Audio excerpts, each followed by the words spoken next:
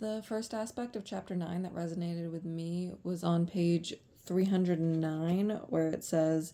essays are how we speak to one another in print,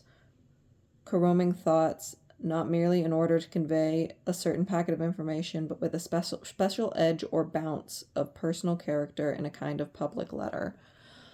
I thought this was a very compelling thought. I don't really think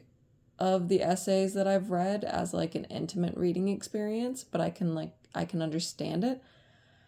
And I think that having students write essays that are described to them as more of a sharing of thoughts and a story would make them more interested in writing them,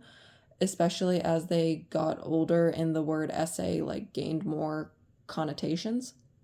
more negative connotations. The second aspect that I found compelling in chapter 9 was on page 325,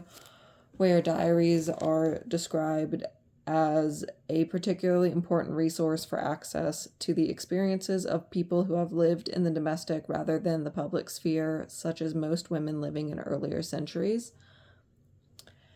And I thought this was important to point out because education is leaning more and more into reading the writings of people who were ignored or pushed aside, and using like diaries as a way to show students what life was really like at different points in history may help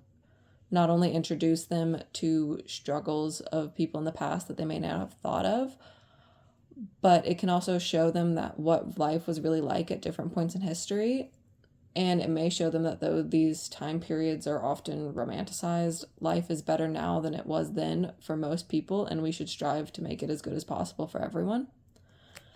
And then in chapter 10, the first aspect I want to point out is on page 336, where it says, the study found that a typical teenager spends an average of 9 hours per day engaged with media and technology, and this does not include the time they spend in school. Media and technology are almost like the air they breathe now, and parents and teachers must recognize how dramatically media platforms are shaping adolescents' daily lives. And I didn't find it shocking, but I did find it important to acknowledge. Like students are being affected by what they consume, and while that is not necessarily a bad thing, we need to keep it in mind as educators because this changes what background knowledge different students may have on different topics, or they may have opinions that they've formed through biased media, and it's important to know what they're being taught outside the classroom. And because media is now, it's an important part of their culture, and we should always be culturally aware. The second aspect of chapter 10 that resonated with me is on page 356 when it states, Rachel Barr promotes what she calls joint media engagement, the idea that interacting with young people while they are watching media such as television, i.e. discussing what they find interesting, asking questions, can have some of the same benefits as reading a book together. And this resonated with me because I've heard so often about TV and media just being bad as like a blanket statement.